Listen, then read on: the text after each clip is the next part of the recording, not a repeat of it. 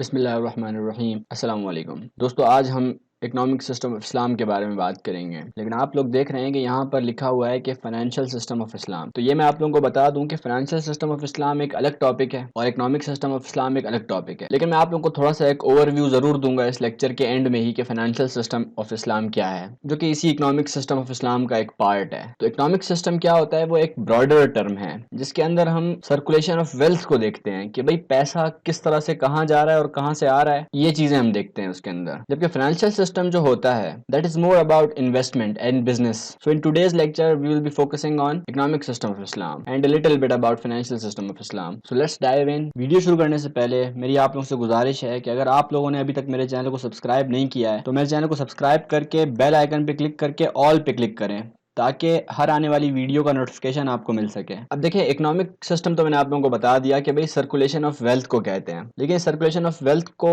تھوڑا سا ڈیٹیل میں دیکھ لیتے ہیں کہ بھئی یہ سرکولیشن آف ویلتھ آخر ہوتی کس طرح سے ہے۔ تو اس کے لیے میں آپ لوگوں کو ایک ویب سائٹ پر لے کر چلتا ہوں۔ اس ویب سائٹ کا لنک میں آپ لوگوں کو ڈسکرپشن میں دے دوں گا۔ یہاں پر آپ لوگ دیکھ سکتے ہیں کہ بھئی کس طرح سے سرکولر فلو ہوتا ہے پیسے کا۔ تو اس چارٹ میں سب سے پہلے ہم دیکھتے ہیں، یہاں پہ آپ لوگ دیکھ رہے ہیں کہ تین چیزیں ہیں، ہاؤس ہولڈ ہے، گورنمنٹ ہے اور فرمز ہیں۔ اب ہوتا کیا ہے، ہاؤس ہولڈز کون ہے؟ ہاؤس ہولڈز ہم لوگ ہیں، ہم عام لوگ ہیں، جو جتنی بھی پبلک ہے وہ کیا ہے، وہ ہاؤس ہولڈ ہے۔ اب پبلک کیا کرتی ہے؟ وہ گورنمنٹ کو ٹیکسز دیتی ہے، ٹیکسز پے کرتی ہے، اور گورنمنٹ جو ہے وہ فرمز سے پرچیز کرتی ہے، اپنی اکوپمنٹس وغیرہ پرچیز کرتی ہیں۔ یا گورنمنٹ کو جو کوئی بزنس کرنا ہوتا ہے تو اس کے لیے گورنمنٹ جو اکوپمنٹس وغیرہ بائی کرتی ہے وہ کس سے کرتی ہے؟ وہ فرمز سے کرتی ہے۔ ساتھ ہی ساتھ ان فرمز سے گورنمنٹ ٹیکس بھی لیتی ہے، تو اس طرح سے پیسہ واپس گورنمنٹ کے پاس آتا ہے، اور گورنمنٹ وہ پیسہ ہاؤس ہولڈ کو دیتا ہے۔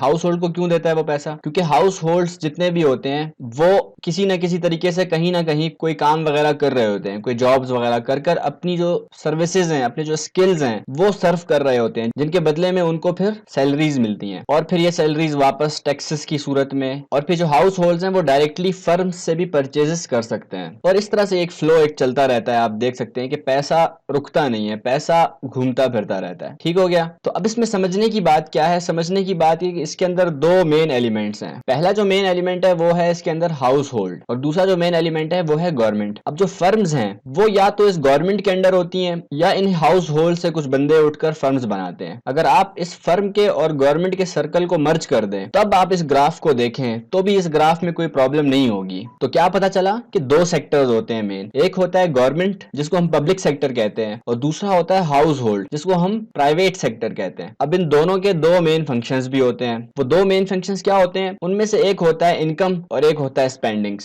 گورنمنٹ کے بھی یہی دو فنکشنز ہوتے ہیں، انکم اور اسپینڈنگ، اور ہاؤس ہولڈز کے بھی یہی دو فنکشنز ہوتے ہیں، انکم اینڈ اسپینڈنگ۔ تو امید ہے آپ لوگوں کو یہ سمجھ میں آیا ہوگا کہ اکنامک سسٹم کیا ہوتا ہے۔ تو یہاں پر آپ لوگ دیکھ سکتے ہیں کہ میں نے آپ لوگوں کے لیے آسان کر کے اس سسٹم کو بنا دیا ہے کہ اکنامک سسٹم جو ہے وہ ہوتا تو بیسیکلی گورنمنٹ کے ذریعے یہ سارا کچھ، کیونکہ سسٹم تو گورنمنٹ نہیں چلانا ہے نا، لیکن انوالو اس سسٹم کے اندر دو سیکٹرز ہوتے ہیں، ایک پبلک سیکٹر ہوتا ہے اور ایک پرائیویٹ سیکٹر ہوتا ہے، اور ان دونوں کے میں نے آپ لوگوں کو بتا دیا کہ دو فنکشنز ہوتے ہیں۔ پبلک سیکٹر کے بھی دو فنکشنز ہوتے ہیں، کمائی اور اخراج، اور پرائیویٹ سیکٹر کے بھی دو فنکشنز ہوتے ہیں، انکم اینڈ ایکسپینس، یعنی کہ وہ پیسہ کہاں سے کماتے ہیں، کس طرح سے پیسہ کماتے ہیں، اور پھر خرچ کس طرح سے کرتے ہیں۔ ان دونوں چیزوں کے جو سسٹم ہے اس کو ہم اکنامک سسٹم کہتے ہیں۔ تو اب ہم اسی سٹرکچر کے اندر اکنامک سسٹم آف اسلام کو دیکھیں گے کہ بھئی اسلام کیا کرتا ہے۔ اسلام کے اندر جو پبلک سیکٹر ہے اس کی انکم اور ایکسپینس کے بارے میں ہم بات کریں گے، اور جو پرائیویٹ سیکٹر ہے پھر ہم اس کے انکم اور ایکسپینس کے بارے میں بات کریں گے۔ تو سب سے پہلے ہم اب دیکھتے ہیں پبلک سیکٹر کو، اس کو ہم بیت المال بھی کہتے ہیں، اور یہ گورنمنٹ کا سیکٹر ہوتا ہے، یعنی کہ گورنمنٹ کہاں سے پیسہ کماتی ہے اور کہاں پر خرچ کرتی ہے، اس کو ہم لوگ دیکھ لیتے ہیں۔ اب سب سے پہلے ہم لوگ دیکھیں گے کہ گورنمنٹ کی انکم کیا ہے۔ تو انکم کو جاننے کے لیے سب سے پہلے ہم کو کچھ کانسیپٹس دیکھنے پڑیں گے۔ ہمیں یہ جاننا پڑے گا کہ بھئی جو اسلامک اسٹیٹ ہوتی ہے وہ ایک فیڈریشن کی طرح ہوتی ہے، یعنی کہ فیڈریشن میں کیا ہوتا ہے کہ ایک گورنمنٹ ہوتی ہے سینٹرل گورنمنٹ، جیسے ہمارے پاکستان میں ہے، لیکن جو صوبے ہوتے ہیں ان کے پاس بنسبت سینٹرل گورنمنٹ کے زیادہ اختیارات ہوتے ہیں، تو اس کو کیا کہتے ہیں؟ اس کو فیڈریشن کہتے ہیں۔ تو اسلامک اسٹیٹ بھی ایسی ہی ایک اسٹیٹ ہے، کیونکہ حضرت عمر رضی اللہ عنہ نے کافی سارے اسٹیٹس کے گورنر بنا دیے تھے، اور پھر وہاں کے جو گورنرز تھے ان کو یہ اتھارٹیز دی ہوئی تھیں کہ بھئی آپ جو اسلام کا نظام ہے اس کو نافذ کرنے کے لیے آپ کے پاس پورا اختیار ہے۔ اب جو اسلام کے اندر جو پیسہ جمع کرنے والا شخص ہوتا ہے اس کو ہم کلیکٹر کہتے ہیں، اس کو ہم عربی میں عامل کہتے ہیں، اور جو پیسہ خرچ کرنے والا ہوتا ہے اس کو ہم خازن کہتے ہیں۔ اب ہم دیکھتے ہیں کہ بھئی سورسز کیا ہیں، اسلام کے اندر انکم کے سورسز کیا ہیں، گورنمنٹ کن کن ذریعوں سے انکم کر سکتی ہے۔ تو سب سے پہلی جو سورس ہے انکم کی وہ ہے زکوٰۃ. اب زکوٰۃ آپ لوگوں کو پتہ ہے زکوٰۃ دینا فرض ہے ہر مسلمان کے اوپر جو صاحب استطاعت ہو. تو اسلام گورنمنٹ کو اختیار دیتی ہے کہ بھئی آپ زکوٰۃ اکٹھی کریں, آپ لوگوں سے زکوٰۃ کلیکٹ کریں. اب زکوٰۃ کا جو نصاب ہے وہ ہے 7.5 تولہ سونا, یعنی کہ جب آپ کے پاس 7.5 تولہ سونا جمع ہو جائے تب ہی آپ زکوٰۃ دینے کے لیے ایلیجیبل ہوں گے. اور چاندی کے اوپر جب تک آپ کے پاس 52.5 تولہ چاندی نہیں ہو جاتی تب تک آپ زکوٰۃ نہیں دے سکتے ہیں. اب زکوٰۃ دینی کتنی ہے, وہ آپ کو 2.5% دینی ہے, یعنی کہ سونے کی جو قیمت ہے وہ آپ کیلکولیٹ کر لیں گے انٹرنیٹ پر دیکھ کر, اور پھر آپ اس کا 2.5% نکال لیں گے, اور جتنے پیسے بنیں گے وہ آپ کسی غریب کو بھی دے سکتے ہیں اور آپ گورنمنٹ کو بھی دے سکتے ہیں, یعنی کہ ڈائریکٹلی بیت المال میں جمع کروا سکتے ہیں, اور پھر گورنمنٹ آگے ضرورت مندوں کو وہ پہنچا دے گی. اس کے علاوہ اگر کوئی پراپرٹی ہو یا کوئی اکوپمنٹ ہو اور اگر آپ نے وہ بیچنے کی نیت سے خریدی ہو, اپنی استعمال کی نیت سے نہیں بلکہ بیچنے کی نیت سے خریدی ہو, یعنی کہ بزنس کرنے کی نیت سے آپ نے خریدی ہو, تو اس پر بھی آپ کو زکوٰۃ دینی پڑے گی. اور کن کو دینی ہے زکوٰۃ, وہ سورہ توبہ کی آیت نمبر 60 میں آپ لوگوں کو مصارف مل جائیں گے زکوٰۃ کے, اور زکوٰۃ کا ہم ایک الگ لیکچر بھی بنائیں گے, اس کے اندر ہم اس ٹاپک کو ڈیٹیل میں ڈسکس کریں گے. اگلی جو سورس ہے انکم کی وہ ہے جزیہ. اب جزیہ کیا ہوتا ہے, اگر کسی اسلامی اسٹیٹ میں کچھ غیر مسلمز ہوں تو وہ زکوٰۃ تو نہیں دیں گے, تو وہ کیا دیں گے, وہ پھر جزیہ دیں گے. اور وہ کیوں دیں گے جزیہ, کیونکہ اسلامک اسٹیٹ ان کی حفاظت کرتی ہے, ان کو سیکیورٹی پرووائڈ کرتی ہے. جو یہ فوجی کھڑے ہوئے ہیں بارڈر پہ, تو یہ لازمی سی بات ہے غیر مسلموں کی بھی حفاظت کر رہے ہیں نا, خالی مسلمانوں کی تو نہیں کر رہے. تو غیر مسلم کیا دیں گے, غیر مسلم جزیہ پے کریں گے زکوٰۃ کی جگہ پر. تیسری جو چیز ہے ہمارے پاس وہ ہے عشر. عشر کیا ہوتا ہے, عشر جب بھی آپ کے پاس کوئی ایسی لینڈ ہو جہاں پر آپ ہارویسٹنگ کرتے ہو تو اس پر بھی آپ لوگوں کو عشر پے کرنا پڑے گا. عشر کیا ہوتا ہے, وہ جو آپ کی پروڈکشن ہوگی ایگریکلچرل اس کا 1/10 آپ کو عشر میں دینا پڑے گا, یعنی کہ اس کا 10% آپ کو دینا پڑے گا. لیکن ایک اور صورت بھی ہے جس میں آپ کو 1/20 یعنی کہ 5% آپ کو دینا پڑے گا. ان دونوں میں فرق یہ ہے کہ اگر آپ کی جو فصل ہے وہ بارش کے ذریعے ہوتی ہے, یعنی کہ پانی کی محنت آپ نے نہیں کی, ساری محنت اللہ نے کی ہے, تو پھر زیادہ حصہ بنے گا اللہ کا, پھر 10% آپ کو دینا پڑے گا اللہ کو. لیکن اگر آپ نے خود ہی پانی وغیرہ کا انتظام کیا ہے تو پھر آپ کو 5% دینے پڑیں گے صرف. اور اس کا نصاب کیا ہے, 1 ٹن. اگر 1 ٹن کی فصل آپ کی ہو گئی ہے تبھی آپ کو عشر پے کرنا ہے, ادروائز آپ کو عشر نہیں پے کرنا. اب یہ جو عشر ہے یہ آپ کی اپنی اسٹیٹ میں ہے, یعنی کہ آپ کی اپنی اسٹیٹ میں اگر کوئی لینڈ کچھ ایگریکلچرل پروڈیوس دیتی ہے تو پھر اس کے اوپر آپ کو عشر پے کرنا پڑے گا. لیکن اگر کوئی ایسی اسٹیٹ ہے جو ہے تو آپ کے قبضے میں لیکن وہ آپ کی جو ٹیریٹری ہے, آپ کی جو جغرافی ہے اس سے کافی دور ہے, ڈسٹینس پر ہے, تو اس کے لیے پھر حضرت عمر رضی اللہ عنہ نے عشر کے جو کانسیپٹ تھا اس کو پھر انہوں نے تھوڑا اس کے اندر امینڈمنٹ کی ہے, اور وہ آگے ہم پڑھتے ہیں وہ کون سی کانسیپٹس ہیں. تو اگلا جو انکم سورس ہے گورنمنٹ کا وہ ہے فی. اب یہ فی کیا ہوتا ہے, فی کا مطلب ہوتا ہے 1/5 یعنی کہ 20%. اگر آپ کسی اسلام کے دشمن کے اوپر حملہ کرتے ہیں اور وہ بغیر لڑے ہی ہار مان جاتا ہے, ڈر جاتا ہے, جیسا کہ فتح مکہ کے موقع پر ہوا تھا, تو اس صورت میں اگر آپ اس اینیمی کو وہاں پر رہنے کی اجازت دیتے ہو تو پھر آپ اس سے اس کی لینڈ کا 1/5 آپ لوگے. اب اگلی جو سورس ہے ہمارے پاس وہ ہے خمس. خمس کیا ہوتا ہے, خمس کا بھی مطلب ہے 1/5, لیکن اس کانسیپٹ کا کیا مطلب ہے, اس کا یہ مطلب ہے کہ اگر زمین سے کچھ چیزیں ملتی ہیں, آپ کو کوئی خزانہ ملتا ہے, یا اس کے اندر ڈیٹیل میں اگر آپ لوگ دیکھیں تو جو مال غنیمت ہوتا ہے, یعنی کہ دشمن اگر جنگ کے میدان میں کوئی مال چھوڑ کر چلا گیا ہے تو وہ آپ کے لیے مال غنیمت ہوتا ہے, تو اس کا بھی 1/5 آپ کو گورنمنٹ کو دینا پڑتا ہے. اس کے علاوہ اگر آپ کی جو ٹیریٹوریل واٹر ہے آپ کا, اس کے اندر سے آپ کو کچھ مل جاتا ہے, کوئی بھی آپ کو مل جاتی ہے وہاں پہ ریسورسز, جیسے کہ گیس ملتی ہے یا آپ کو کوئی منرلز مل جاتے ہیں وہاں پر, یا کوئی بھی قیمتی چیز آپ کو وہاں سے ملتی ہے, تو اس کا بھی آپ کو 1/5 آپ کو گورنمنٹ کو دینا پڑے گا. اس کے علاوہ خزانے کا میں نے آپ لوگوں کو بتا دیا, منرلز کا آپ لوگوں کو میں نے بتا دیا. اس کے علاوہ جو بزنس کی ارننگ ہوتی ہے, کوئی پروفٹ ہوتا ہے آپ کو, ایکسٹرا پروفٹ ہو جاتا ہے آپ کو, تو اس کا بھی آپ کو پھر 20% آپ کو حکومت کو دینا چاہیے. ساتھ ہی ساتھ اگر ایسا کوئی مال ہے جس میں حلال اور حرام مکس ہو گیا ہے تو پھر اس مال کو پاک کرنے کے لیے بھی 1/5 کچھ علماء کے نزدیک دیا جاتا ہے اس مال کو پاک کرنے کے لیے. اور لاسٹلی ایسی لینڈ جو کہ ذمی کو آپ نے کسی دے دی ہے بنا کسی پیسے کے, بنا کسی لالچ کے, تو اس ذمی کو بھی اس کے اوپر 1/5 گورنمنٹ کو پے کرنا پڑے گا. اگلی جو سورس ہے انکم کی وہ ہے خراج.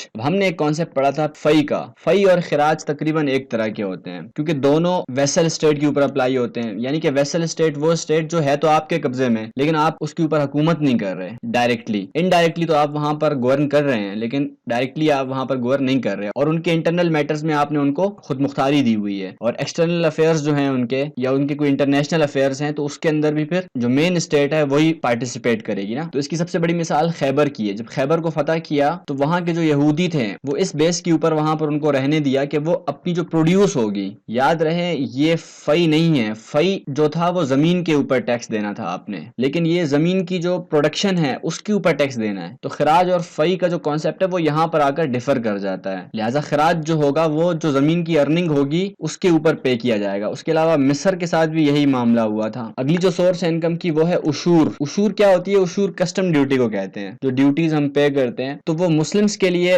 1/40 پارٹ ہے، ذمیز کے لیے وہ 1/20 ہے، اور حربیز کے لیے وہ 1/10 ہے، اور یہ حضرت عمر رضی اللہ عنہ کے ذریعے نافذ کیا گیا تھا۔ اس کے علاوہ کچھ اور سورسز آف انکم ہیں جیسے کہ نوائب۔ نوائب وہ پیسہ ہے جو کہ پبلک پے کرتی ہے گورنمنٹ کو کچھ ایکسٹرا سیکیورٹی کے لیے، جیسے کہ مثال کے طور پر کبھی اچانک جہاد کی کال آ جاتی ہے تو اس کے اوپر پھر کیا ہوتا ہے کہ تمام لوگ جو ہیں وہ حسب توفیق پیسہ جمع کر دیتے ہیں، تو اس کو ہم نوائب کہتے ہیں۔ یا کوئی اور مسئلہ پیش آ جائے تو اس کے لیے پھر گورنمنٹ کیا کرتی ہے کہ وہ پبلک سے پیسہ مانگتی ہے۔ اس کے علاوہ حضرت عمر رضی اللہ عنہ کا میں نے آپ لوگوں کو پہلے ہی بتا دیا کہ انہوں نے امپورٹ اینڈ ایکسپورٹس کے اوپر مختلف قسم کی ڈیوٹیز لگائی تھیں، اور اس کے علاوہ انہوں نے اور مختلف قسم کے ٹیکسز بھی لگائے تھے جن کو ہم ضرائب کہتے ہیں۔ اب ہم دیکھ لیتے ہیں کہ ایکسٹرا ٹیکسز جو ہوتے ہیں وہ کیوں لگائے جاتے ہیں، ان کی شرائط کیا ہیں، کب ایک اسلامک گورنمنٹ ایکسٹرا ٹیکسز لگا سکتی ہے۔ تو سب سے پہلی جو کنڈیشن ہے وہ ہے نیڈ کی، یعنی کہ اس کو ضرورت ہو۔ اب ضرورت تو پھر بہت ساری ہو سکتی ہیں، کسی بھی قسم کی ضرورت ہو سکتی ہے، جیسے کہ عمران خان صاحب نے کچھ دن پہلے ڈیم بنانے کے لیے کچھ پیسے مانگے تھے، لیکن وہ چندہ تھا۔ اب یاد رہے وہ تو اس نے ریکویسٹ کی تھی کہ بھئی ہمیں پیسہ دے دیں، لیکن ایک ہے کہ وہ آپ پر انفورس کر دے کہ بھئی آپ نے پیسے دینے ہیں، اس چیز کے اوپر لازمی پیسے دینے ہیں، جیسے کہ ابھی عمران خان صاحب نے لگائے ہوئے ہیں بہت ساری چیزوں پر ٹیکسز، یہاں تک کہ وہ تو یہ کہہ رہے تھے کہ جو گھروں میں کام کرنے والی مائیاں ہوتی ہیں ان کے اوپر بھی ہم ٹیکس لگائیں گے، اس کے علاوہ گدھے گاڑی والوں پر بھی ٹیکس لگائیں گے۔ تو یہ ایکسٹرا ٹیکسز گورنمنٹ لگا سکتی ہے اگر اس کو ضرورت ہو۔ اس کے علاوہ ایکسیڈنٹ اور ڈیزاسٹر مینجمنٹ کے لیے بھی وہ ٹیکسز لگا سکتی ہے۔ اگر زکوٰۃ کافی نہیں پڑ رہی ہو تب بھی ٹیکسز لگائے جا سکتے ہیں۔ اس کے علاوہ آپ لوگوں کو میں نے پہلے بتایا کہ اگر جہاد کی کال آ جاتی ہے یا کسی بھی قسم کا فلاحی کام کرنا پڑتا ہے، جیسے کہ ایجوکیشن کے اوپر کام کرنی پڑتی ہے، ہیلتھ کے اوپر کام کرنی پڑتی ہے، تو اس صورت میں پھر گورنمنٹ ایکسٹرا ٹیکسز لگا سکتی ہے۔ اب ہم بات کر لیتے ہیں اسپینڈنگز کے اوپر کہ بھئی گورنمنٹ کی جو اسپینڈنگ ہے وہ کیا ہے، کہاں کہاں پہ گورنمنٹ خرچ کر سکتی ہے۔ تو بیسیکلی قرآن مجید کی جو آیت ہے سورہ حج کی آیت ہے یہ 41، تو سورہ حج کی اس آیت کے اندر اللہ پاک نے آپ دیکھیں 4 چیزیں بتائیں جن کے اوپر کام کیا جا سکتا ہے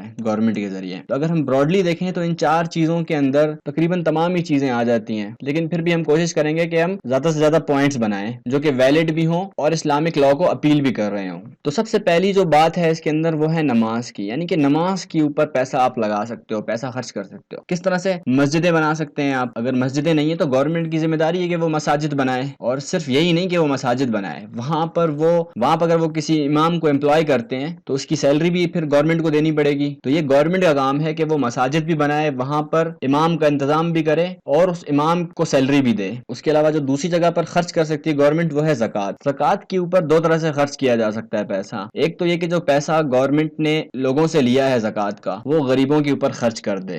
دوسری یہ بات ہے کہ اگر کوئی لوگ زکوٰۃ دینے سے انکار کرتے ہیں اور گورنمنٹ ان سے زکوٰۃ لینا چاہتی ہے، اور زکوٰۃ لینے کے لیے گورنمنٹ کو ان لوگوں سے جنگ کرنی پڑتی ہے، ان سے لڑائی کرنی پڑتی ہے، تو اس لڑائی کے جو ایکسپینسز ہیں وہ بھی گورنمنٹ ہی کی جیب سے جائیں گے۔ تو اس طرح سے بھی زکوٰۃ کے اوپر آپ پیسہ خرچ کر سکتے ہو، یعنی کہ زکوٰۃ نافذ کرنے کے لیے، زکوٰۃ کا جو سسٹم ہے اس کو نافذ کرنے کے لیے بھی آپ پیسہ خرچ کر سکتے ہو۔ زکوٰۃ اٹ سیلف آپ لے کر اس کو لوگوں کو دیں وہ بھی ایک خرچہ ہے، لیکن زکوٰۃ کے اوپر بھی آپ خرچ کر سکتے ہیں پیسہ، کہ بھئی تاکہ زکوٰۃ کا جو سسٹم ہے وہ نافذ ہو جائے، اور جب آپ ایک دفعہ لڑائی کریں گے تو اگلی دفعہ پھر لوگ ڈریں گے، وہ پھر اگلی دفعہ زکوٰۃ دینے سے انکار نہیں کریں گے، جیسا کہ obviously حضرت ابو بکر صدیق رضی اللہ عنہ کے زمانے میں ہوا تھا۔ ان کے زمانے میں بھی کچھ لوگوں نے زکوٰۃ دینے سے انکار کر دیا تھا، تو انہوں نے پھر کیا کیا کہ ان کے خلاف جہاد کا اعلان کیا کہ ہم ان سے جہاد کریں گے۔ تیسری جو چیز ہے یہاں پر وہ ہے آرڈرنگ گڈ ڈیڈز، یعنی کہ اچھے کاموں کا حکم دیں۔ اب یہ ایک بہت براڈر کانسیپٹ ہے، یہ صرف یہ نہیں ہے کہ گورنمنٹ اعلان کر دے ہاں بھائی چوری نہیں کرنی اور جھوٹ نہیں بولنا، صرف اس طرح نہیں ہے، اس کو باقاعدہ نافذ کرنا ہے، ایک سسٹم بنانا ہے پورا، کیونکہ ایک بڑے لیول پہ کام کرنا ہے۔ تو آرڈرنگ گڈ ڈیڈز کے لیے سب سے پہلے آپ کو کرپشن ختم کرنی پڑے گی۔ کرپشن ختم کرنے کے لیے آپ کو ایجوکیشنل سسٹم کو آپ کو بیٹر بنانا پڑے گا، ساتھ ہی ساتھ آپ کو ہیلتھ سیکٹر کے اوپر بھی کام کرنا پڑے گا۔ اب جب ان تمام چیزوں پہ آپ کام کریں گے تبھی آپ جو برے کام ہیں ان سے آپ لوگوں کو روک سکیں گے۔ تو یہ برے کاموں سے روکنے کا اور اچھے کاموں کا حکم دینے کا ایک بہت بڑا سسٹم ہے۔ اس کے اندر آپ کی اور بہت ساری چیزیں آ سکتی ہیں، آپ ان دونوں کو ایک بہت براڈر کیٹیگریز سمجھ لیجئے۔ اب ہم کچھ ایڈیشنل اسپینڈنگ کی بات کریں گے جو کہ ان دونوں کیٹیگریز میں ہی آ جائیں گی، لیکن آپ اس کو الگ سے پوائنٹ بنا کر بھی لکھ سکتے ہیں، جس کے اندر سب سے پہلے تو نیڈ فار سیورل پرپسز آ جاتا ہے۔ اب گورنمنٹ کے تو بہت سارے فنکشنز ہوتے ہیں جس کے اندر بہت ساری اس کو پرچیزنگ بھی کرنی پڑتی ہے، سیلریز بھی دینی پڑتی ہیں لوگوں کو، تو ایک بہت بڑا سسٹم ہے، اس کے لیے گورنمنٹ کو لازمی سی بات ہے پیسہ خرچ کرنا پڑے گا۔ دوسری جو چیز ہے وہ ہے ایکسیڈنٹ اینڈ ڈیزاسٹر مینجمنٹ، اس کے لیے بھی گورنمنٹ پیسہ خرچ کر سکتی ہے۔ اگلی جو چیز میں نے آپ کو بتایا ایجوکیشن، ہیلتھ، ڈیفنس، جہاد وغیرہ کے لیے بھی گورنمنٹ پیسہ خرچ کر سکتی ہے۔ ساتھ ہی ساتھ جو گورنمنٹ کے امپلائیز ہیں ان کو سیلریز پے کرنے کے لیے بھی گورنمنٹ اسپینڈنگ کر سکتی ہے۔ اس کے علاوہ قرض حسنہ، اس کے لیے بھی گورنمنٹ خرچ کر سکتی ہے۔ قرض حسنہ کیا ہوتا ہے؟ اب قرض حسنہ کا جو اصل مطلب ہے وہ یہ ہے کہ آپ نے جو قرض دیا ہے، کسی غریب کو آپ نے جو پیسہ دیا ہے وہ اصل میں آپ نے قرض دیا ہے اللہ کو، اور اس کا ریٹرن بھی آپ کو اللہ ہی دے گا، تو اس غریب سے پھر آپ نے نہیں مانگنے پیسے واپس، تو اس کے لیے بھی گورنمنٹ خرچہ کر سکتی ہے۔ ساتھ ہی ساتھ اگر کسی کو بزنس کرنا ہے اور اس کو قرضے کی ضرورت ہے تو گورنمنٹ اس کو لون دے سکتی ہے۔ اس کے علاوہ جو گورنمنٹ کے امپلائیز ہیں ان کو الاؤنسز اور پینشنز وغیرہ بھی گورنمنٹ کی ذمہ داری ہے، اور حضرت عمر رضی اللہ عنہ کے زمانے میں پینشن کا کانسیپٹ ہوا کرتا تھا، وہ بھی پینشن دیا کرتے تھے جو گورنمنٹ کے امپلائیز ہوا کرتے تھے نا۔ تو یہ ہمارا جو پبلک سیکٹر تھا وہ یہاں پر ختم ہوتا ہے۔ اب ہم دیکھ لیتے ہیں پرائیویٹ سیکٹر کو۔ اب پرائیویٹ سیکٹر کے اندر جو ہے وہ سب سے پہلے ہم دیکھیں گے کہ بھئی انکم کیا ہوتی ہے، تو اس کے لیے بھی ہم کچھ کانسیپٹس کو ہم دیکھ لیتے ہیں۔ سب سے پہلا کانسیپٹ ہم دیکھ لیتے ہیں کہ بھئی جو اسلام کے اندر ارننگ ہے اس میں انٹرسٹ نہیں ہونا چاہیے، سود نہیں ہونا چاہیے۔ یہ نہیں ہے کہ آپ سود کے ذریعے پیسہ کما رہے ہیں، یعنی کہ پیسے پر پیسہ کما رہے ہیں، تو اس طرح کا پیسہ بنانا اسلام میں جائز نہیں ہے۔ اب یہ سود ایک بہت بڑا کانسیپٹ ہے، اس کو ہم پورا یہاں پر ڈسکس نہیں کر سکتے، بس یہاں پر آپ لوگ سمپلی اتنا یاد رکھ لیں کہ پیسے کے اوپر پیسہ نہیں بنا سکتے آپ۔ ہاں آپ کو کسی ایسٹ کو انوالو کرنا پڑے گا بیچ میں تاکہ آپ سود کے جو کانسیپٹ ہے اس سے آپ بچ سکیں۔ تو اس کے لیے ایک حدیث میں آپ لوگوں کے سامنے لے کر آیا ہوں کہ بھئی جب حضور پاک صلی اللہ علیہ وسلم معراج کی رات آسمانوں پر تشریف لے گئے تو انہیں جہنم کا نظارہ کروایا گیا، تو وہاں پر انہوں نے کچھ لوگوں کو دیکھا جن کے جو پیٹ تھے وہ بڑے بڑے گھروں کی طرح تھے، اور ان گھروں کے اندر سانپ بھرے ہوئے تھے، اور وہ سانپ ان کے پیٹ سے باہر نکلے ہوئے نظر آ رہے تھے۔ تو رسول اللہ صلی اللہ علیہ وسلم نے جبرائیل امین سے پوچھا کہ بھئی یہ کون لوگ ہیں؟ تو انہوں نے فرمایا کہ یہ وہ لوگ ہیں جو سود کھایا کرتے تھے، اور یہ روایت مسند امام احمد میں بھی آپ کو مل جائے گی اور ابن ماجہ میں بھی آپ کو مل جائے گی۔ اگلا جو کانسیپٹ ہے وہ یہ ہے کہ لیبر ارننگ، یعنی کہ محنت کی کمائی ہونی چاہیے اسلام کے اندر۔ یہ نہیں ہے کہ آپ بیٹھے بیٹھے آپ کے پاس پیسہ آ رہا ہے اور آپ مزے سے زندگی گزار رہے ہیں، نہیں، آپ کو محنت کرنی پڑے گی، جو کہتے ہیں نا خون پسینے کی کمائی آپ کو لانی پڑے گی۔ اب لازمی سی بات ہے اس کے اندر کافی ڈیٹیل ہے جس کو ہم یہاں پر ڈسکس نہیں کر سکتے، اور یہ کانسیپٹ آپ کو پھر اگر ڈیٹیل میں پڑھنا ہے سمجھنا ہے تو پھر اس کے لیے آپ لوگوں کو علماء کرام سے رابطہ کرنا پڑے گا کہ بھئی یہ محنت کی کمائی ہوتی کیا ہے اور کون سی کمائی جائز ہے کون سی کمائی جائز نہیں ہے۔ یہاں پر ہم صرف موٹی موٹی چیزوں کو ڈسکس کر رہے ہیں جو کہ آپ کے صرف سی ایس ایس کے جو ایگزام پرپز ہے اس کے لیے کافی ہو جائیں۔ اس کے علاوہ حرام کی کمائی اسلام میں جائز نہیں ہے۔ ابھی حرام کی کمائی کیا ہوتی ہے اس کے کچھ پوائنٹس ہم ابھی تھوڑی دیر میں ڈسکس کر لیں گے انشاءاللہ تعالی۔ تو اب ہم دیکھ لیتے ہیں کہ بھئی انکم کے جو سورسز ہیں کیا کیا ہیں وہ پرائیویٹ سیکٹر کے اندر، یعنی کہ ایک عام آدمی، عام پبلک وہ کس کس طرح سے پیسہ کما سکتی ہیں۔ تو کمانے کے دو راستے ہیں، ایک تو ہے حلال راستہ، دوسرا حرام راستہ ہے۔ تو حرام راستے کو بھی ہم ڈسکس کریں گے جو کہ منع ہے اسلام میں، وہ ہم نے پہلے ہی بات کر لی ہے، صرف حلال راستے سے ہی کمانا جائز ہے۔ اب یہاں پر وہ ٹاپک آتا ہے جس کے بارے میں نے آپ لوگوں کو شروع میں بتایا تھا کہ فائنینشیل سسٹم آف اسلام۔ اب جو فائنینشیل سسٹم آف اسلام ہے کہ بھائی آپ پیسہ کیسے کما سکتے ہو، بزنس کیسے کر سکتے ہو، انویسٹمنٹ کرنی ہے آپ کو، تو اب ہم کچھ پوائنٹس ڈسکس کریں گے جو کہ اسلامک فائنینشیل سسٹم کے ہی پوائنٹس ہوں گے، لیکن ہم اس کے اوپر ایک الگ ویڈیو بنا کر اس کے جو کانسیپٹس ہیں اس کو ہم ڈیٹیل میں بھی ڈسکس کریں گے ضرور انشاءاللہ تعالی۔ لیکن فی الحال میں آپ لوگوں کو صرف ہلکا پھلکا ایک اوور ویو دے دوں گا تاکہ آپ لوگوں کے دماغ میں ایک ہلکا سا کانسیپٹ بیٹھ جائے کہ بھئی یہ فلانا جو کانسیپٹ ہے یہ فلانی فیلڈ کا ہے۔ تو سب سے پہلے اسلام کے اندر آپ انویسٹمنٹ کر سکتے ہیں سٹاکس کے اندر، اس کے اوپر بہت زیادہ اختلاف ہے علماء کرام کا، لیکن جو مفتی تقی عثمانی ہیں وہ چونکہ اکنامکس کے ایکسپرٹ ہیں اور ان کی کافی ایکسپرٹیز ہیں، ساتھ ہی ساتھ ان کا بہت زیادہ ایکسپیرینس ہے، تو ان کی پھر اپنی ایک ویب سائٹ ہے جس ویب سائٹ کے اوپر آپ لوگ جا کر مفتی تقی عثمانی لکھیں گے گوگل پہ، سٹاکس لکھیں گے ان کے ساتھ، تو آپ لوگوں کو وہ شو ہو جائیں گے کہ کون کون سے ایسے سٹاکس ہیں جن کے اوپر مفتی تقی عثمانی صاحب کی تحقیق ہے، اور انہوں نے بتایا کہ ان سٹاکس کے اندر آپ لوگ پیسہ انویسٹ کر سکتے ہیں۔ اس کے علاوہ اسلام کے اندر بینکنگ کا بھی ایک کانسیپٹ ہے کہ بھئی بینکنگ کے ذریعے بھی آپ پیسہ کما سکتے ہیں۔ اب بینکنگ جو ہے اسلام کے اندر وہ یہ نہیں ہے جس طرح سے ہماری کنونشنل بینکنگ ہے. کنونشنل بینکنگ تو انٹرسٹ بیسڈ ہوتی ہے، لیکن اسلام کا جو بینک ہوتا ہے وہ انٹرسٹ فری ہوتا ہے. اس کے اندر سود کی ذرا برابر بھی گنجائش نہیں ہوتی ہے. اس کے اندر ہم دو جو مین کانسیپٹس ہے وہ ہم دیکھتے ہیں بینکنگ کے اندر. ایک ہوتا ہے مداربہ اور ایک ہوتا ہے مرابحہ. یہ میں نے اسپیلنگ تھوڑے سے غلط لکھ دیے ہیں، اصل میں جو یہ اسپیلنگ ہوتے ہیں وہ ہوتے ہیں MURABAH. اب جو مزاربہ ہوتا ہے اس کا کانسیپٹ یہ ہے کہ اگر اسلامک بینک کسی کو قرضہ دے گا تو وہ اس قرضے کے اوپر پرسنٹیج نہیں لے گا. مان لیں اسلامک بینک نے کسی کو 1 لاکھ روپے قرضہ دیا، تو جس طرح سے کنونشنل بینک میں ہوتا ہے کہ بھائی اس 1 لاکھ پہ آپ کو 2% انٹرسٹ پے کرنا پڑے گا اس ٹائم پیریڈ کے بعد. لیکن اسلام میں ایسا نہیں ہوتا. اسلام میں 1 لاکھ روپے قرضہ تو دیا جائے گا، لیکن جس بندے کو آپ نے وہ پیسہ دیا ہے اس پیسے پر جب وہ ارننگ کرے گا، کوئی پروفٹ بنائے گا اس پیسے پر، تو پھر اس پروفٹ کے اوپر کچھ پرسنٹیج بینک آپ سے لیتا ہے. تو یہ فرق ہوتا ہے کنونشنل بینک میں اور اسلامک بینک میں. تو یہ مزاربہ کا کانسیپٹ ہے. اس کے علاوہ مرابحہ کا جو کانسیپٹ ہوتا ہے اس کے اندر اگر آپ کو کوئی چیز چاہیے، کوئی آپ کو اکوپمنٹ چاہیے، کوئی آپ کو گاڑی چاہیے، یا آپ کو کوئی بھی چیز چاہیے، کوئی سامان چاہیے، بینک اپنے بہاف پر وہ سامان آپ کو خرید کر دیتا ہے اور پھر آپ سے وہ انسٹالمنٹ میں پیمنٹ مانگتا ہے. تو اس طرح سے پھر وہ سود کا جو کانسیپٹ ہوتا ہے وہ ختم ہو جاتا ہے، کیونکہ وہ آپ کو فیسیلیٹیٹ کر رہا ہے اور آپ کو اس فیسلٹی دینے کی وہ فیس لے رہا ہے. جس میں لازمی سی بات ہے اگر آپ کو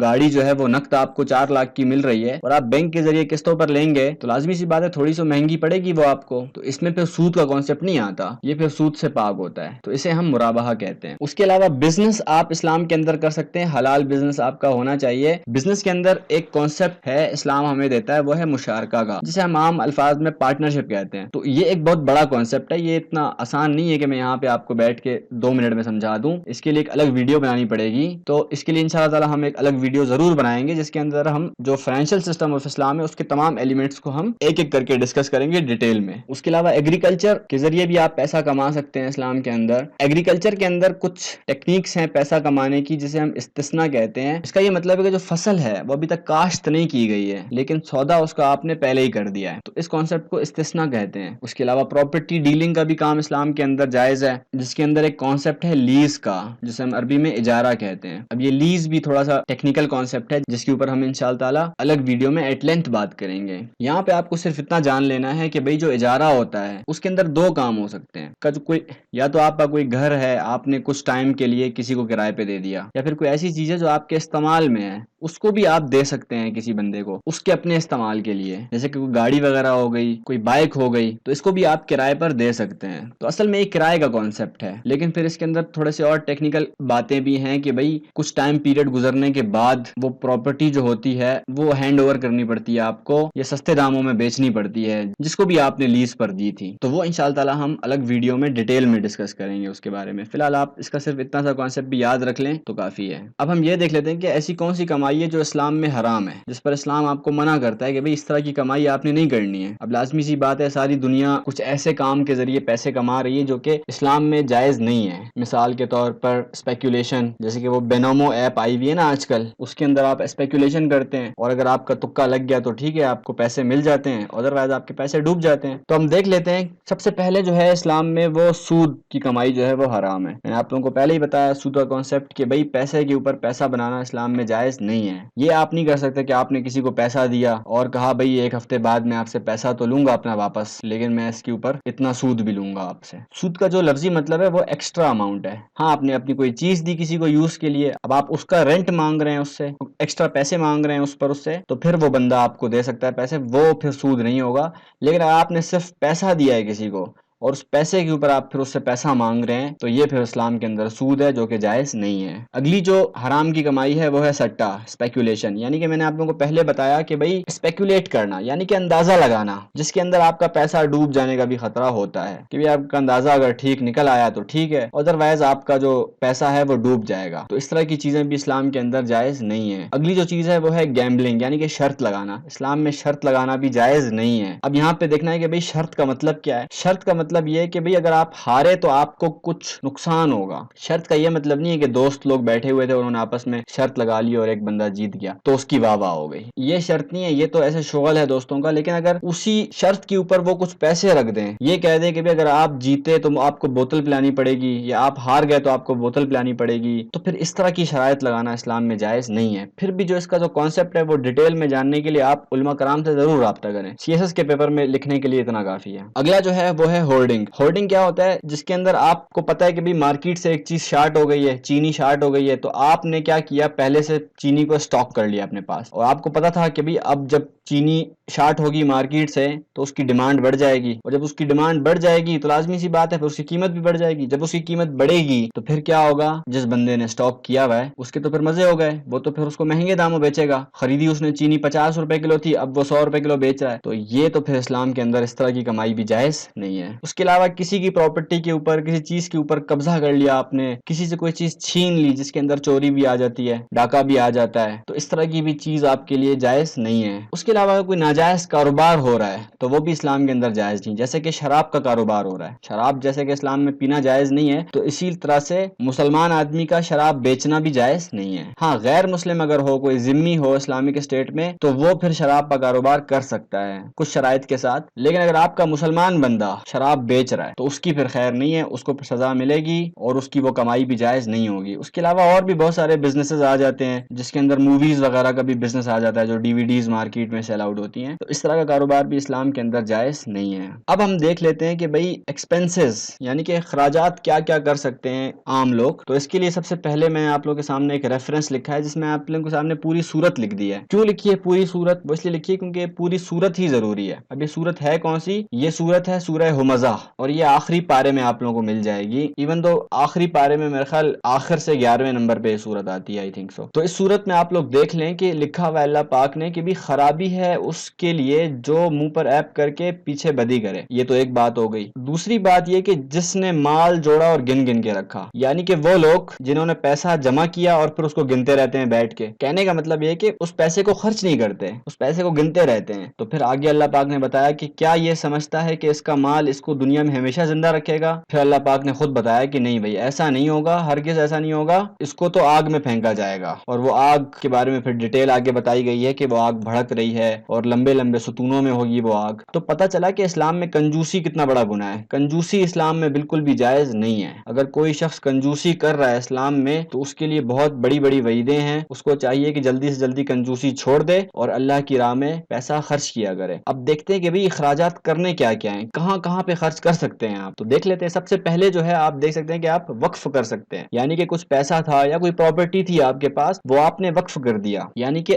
اللہ کی راہ میں آپ نے دے دیا. اب کیا ہے کہ آپ اس کے اوپر دوبارہ کلیم نہیں کر سکتے کہ بھئی یہ میری چیز تھی، مجھے دے دو واپس، یا اگر اس سے کچھ ارننگ ہو رہی ہے تو آپ کو نہیں ہے ارننگ، ابھی مجھے چاہیے. نہیں، اگر آپ نے وہ پیسہ یا کوئی پراپرٹی وقف کر دی ہے، بے شک آپ نے کسی کو دے دی ہے، کچھ مخصوص لوگوں کے لیے وقف کر دی ہے، تو پھر تو ان مخصوص لوگوں کے لیے ہوگی وہ پراپرٹی. لیکن اگر آپ نے اللہ کے لیے وقف کی ہے تو پھر وہ سب کے لیے ہوگی وہ چیز، پھر ہر بندہ اس سے فائدہ اٹھا سکتا ہے. سب سے بڑی مثال اس کی ہے کہ حضرت عثمان رضی اللہ عنہ نے ایک کنواں جو ہے نا وہ خرید کر اس کو پھر وقف کر دیا تھا، کیونکہ اس کنویں سے وہ ایک سردار صاحب جو ہے وہ پانی پینے نہیں دیتے تھے مسلمانوں کو. تو حضرت عثمان رضی اللہ عنہ نے وہ کنواں خریدا اور پھر اس کو وقف کر دیا. اس کے علاوہ چیریٹی دے سکتے ہیں، یعنی کہ چندہ دے سکتے ہیں. آپ لوگ چندے میں بھی پیسہ خرچ کر سکتے ہیں، اور خرچ کرنا چاہیے، لازمی خرچ کرنا چاہیے. اسلام میں اس کی تلقین ہے، نہ صرف یہ کہ اسلام کہہ رہا ہے اپریشیٹ کر رہا ہے آپ کو، بلکہ آپ کو حکم دے رہا ہے کہ بھئی آپ خرچ کرو. اس کے اوپر تو قرآن مجید میں کافی ساری آیتیں ہیں کہ بھئی پیسہ خرچ کرو، خرچ کرو، سنبھال کے نہیں رکھو، کنجوسی نہیں کرو. تو اس میں جو ہے ٹاپ پہ 2-3 چیزیں آ جاتی ہیں جو وہ صدقہ خیرات آ جاتی ہیں، لازمی سی بات ہے. اسی چیز میں آپ لوگ چیریٹی دے سکتے ہیں نا. تو اب صدقہ خیرات دینا کس کو ہے؟ اس کے لیے سورہ توبہ کی آیت نمبر 60 آپ لوگ دیکھیں گے تو اس کے اندر مصارف زکوٰۃ ملیں گے آپ کو. تو وہ جو زکوٰۃ کے مصارف ہیں جن کو آپ لوگ زکوٰۃ دے سکتے ہیں، جن لوگوں کو، انہی کو آپ چندہ بھی دے سکتے ہیں. ٹھیک ہو گیا. اگلی جو چیز ہے وہ ہے گفٹ، یعنی کہ ہدیہ. اب آپ ہدیے میں بھی پیسہ خرچ کر سکتے ہیں، اور اس کی بہت زیادہ تاکید آئی ہے قرآن مجید کے اندر کہ بھئی آپ گفٹس دیں ایک دوسرے کو. اس کے علاوہ رسول اللہ صلی اللہ علیہ وسلم کی سیرت سے بھی ہمیں یہ سبق ملتا ہے کہ بھئی رسول اللہ صلی اللہ علیہ وسلم فرمایا کرتے تھے کہ بھئی گفٹس دیں، اپنے رشتہ داروں کو، اپنے دوستوں کو گفٹ دیا کریں. اور گفٹ دینے سے کیا ہوتا ہے؟ محبت بڑھتی ہے. تو گفٹس آپ کن کو دے سکتے ہیں؟ اپنے پیرنٹس کو دے سکتے ہیں. اب لازمی سی بات ہے یہ وہ لوگ ہیں جن کو آپ صدقہ خیرات تو نہیں دے سکتے نا. ہاں، اگر کوئی آپ کے غریب رشتہ دار ہیں تو ان کو پھر آپ صدقہ خیرات دے سکتے ہیں، لیکن عمومی طور پر ایسا نہیں کرتے لوگ. عمومی طور پر گفٹس ہی دیتے ہیں. پیرنٹس کو دے سکتے ہیں، اپنے رشتہ داروں کو دے سکتے ہیں، بہن بھائیوں کو دے سکتے ہیں، کزنز وغیرہ کو دے سکتے ہیں، اپنے گفٹ، اپنے اساتذہ کو آپ دے سکتے ہیں گفٹ، ساتھ ہی ساتھ سادات کو آپ صدقہ خیرات بالکل بھی نہیں دے سکتے، سادات کو آپ زکوٰۃ بھی نہیں دے سکتے، سادات کو آپ گفٹ دے سکتے ہیں، ہدیہ دے سکتے ہیں سادات کو۔ سادات کون ہوتے ہیں؟ سادات وہ ہوتے ہیں جو رسول اللہ صلی اللہ علیہ وسلم کی جو آل اولاد ہیں ان میں سے ہیں، وہ جن کو ہم عام الفاظ میں سید کہتے ہیں۔ اگلا جو کانسیپٹ ہے ہمارے پاس وہ ہے ہبہ کا۔ ہبہ بھی گفٹ ہی کی طرح ہے، لیکن یہاں پر پراپرٹی گفٹ کرنے کی بات ہو رہی ہے، اور ایسی پراپرٹی جس کو آپ مرنے سے پہلے کسی کے نام کرنا چاہتے ہیں۔ اب یاد رہے کچھ لوگ کیا کرتے ہیں کہ وہ مرنے سے پہلے وصیت میں لکھ دیتے ہیں کہ اتنے پرسنٹ فلانے بیٹے گا، اتنے پرسنٹ فلانے بیٹے گا، اتنے پرسنٹ فلانے بیٹے گا، اور اتنے پرسنٹ فلانے بیٹے گا، لکھ دیتے ہیں، وصیت میں لکھ کے جا رہے ہیں، یعنی کہ میرے مرنے کے بعد ایسا کر لینا۔ تو یاد رکھیں اس وصیت کی اسلام میں کوئی حیثیت نہیں ہے۔ ہوگا کیا؟ جب وہ شخص مرے گا تو آٹومیٹکلی جو اس کی جائیداد تھی وہ اس کے بچوں میں آٹومیٹکلی ٹرانسفر ہو جائے گی۔ اس کے لیے یہ نہیں ہے کہ آپ نے پہلے سے فلانی بیٹی کے نام پر اتنا کیا تھا تو اب اس کو اتنا ہی ملے گا، نہیں، اس کو اکارڈنگ ٹو دیٹ ریشو ملے گا جو کہ اللہ اور اس کے رسول نے بتایا ہے، جس کے اندر لڑکی کا ایک حصہ ہے اور لڑکے کے 2 حصے ہیں۔ تو یہ یاد رہے کہ اگر آپ مرنے سے پہلے کسی کو اپنی پراپرٹی گفٹ کرنا چاہتے ہیں تو باقاعدہ آپ کو اس کے نام پر کرنی پڑے گی، اور جب ایک دفعہ آپ نے اس کے نام پر کر دی وہ پراپرٹی تو اب وہ اس کی ملکیت ہوگی۔ لیکن یہ یاد رہے کہ اس کے نام پر پراپرٹی کرنے سے یہ نہیں ہوگا کہ وراثت میں اس کا حصہ ختم ہو گیا، وراثت میں بھی وہ الگ سے حقدار ہے۔ یہ تو آپ نے گفٹ دیا نا اس کو، تو گفٹ کو اور وراثت کو آپ نے مکس اپ نہیں کرنا ہے، دونوں الگ الگ ہیں۔ تو سمجھ میں آ گیا آپ لوگوں کو ہبہ کا کانسیپٹ۔ اور لاسٹ جو ہے ہمارے پاس وہ ہے وراثت۔ وراثت آپ لوگوں کو میں نے پہلے بتا دیا کہ وراثت ایک شخص کے مرنے کے بعد آٹومیٹکلی ٹرانسفر ہو جاتی ہے، اس کے اندر یہ نہیں ہوتا ہے کہ بھئی پہلے سے محترم نے لکھا ہوا تھا کہ فلانے بچے کا اتنا پرسنٹ ہے اور فلانے بچے کا اتنا حصہ ہے، اس طرح سے نہیں ہوتا۔ اگر کوئی بندہ یہ وصیت لکھ کر گیا بھی ہے تو اس وصیت کی اسلام میں کوئی حیثیت نہیں ہے، وہ وصیت کالعدم ہے۔ وراثت ہمیشہ اسی قانون کے مطابق تقسیم ہوگی جو قانون اللہ کے اور اس کے رسول نے ہمیں بتا دیا۔ اور یہ بھی یاد رہے کہ اگر کوئی باپ اپنی اولاد کو آنکھ کر دیتا ہے، آپ نے سنا ہوگا نا کہ بھئی فلانے باپ نے اخبار میں دیا ہوا تھا کہ میں نے اپنے بیٹے کو جائیداد سے آنکھ کر دیا، تو یہ آنکھ واک والا قصہ بھی نہیں ہے اسلام کے اندر۔ آپ 1000 دفعہ آنکھ کرو، آپ کے مرنے کے بعد اس بچے کا جائیداد میں جو حق بنتا ہے وہ اس کو ضرور ملے گا، اور اس کو کوئی بھی نہیں روک سکتا۔ تو یہاں پر ہمارا یہ ٹاپک ختم ہوتا ہے۔ امید کرتے ہیں آپ کو یہ ٹاپک سمجھ میں آیا ہوگا اور آپ کو یہ ویڈیو پسند آئی ہوگی۔ اگر واقعی میں ایسا ہے تو آپ اس ویڈیو کو لائک کریں، کمنٹس میں اپنا فیڈ بیک ضرور دیں، ساتھ ہی ساتھ اس ویڈیو کو شیئر کریں، ہمارے چینل کو سبسکرائب کریں، بیل آئیکن پہ کلک کر کے نوٹیفیکیشنز کو انیبل کر دیں تاکہ جیسے ہی میں ویڈیو اپلوڈ کروں آپ کو ویسے ہی نوٹیفیکیشن مل جائے اور آپ کو پھر ڈھونڈنی نہیں پڑے ویڈیو۔ تو میں ملتا ہوں آپ سے اگلی ویڈیو میں، تب تک کے لیے اپنا خیال رکھیے گا۔ اللہ نگہبان۔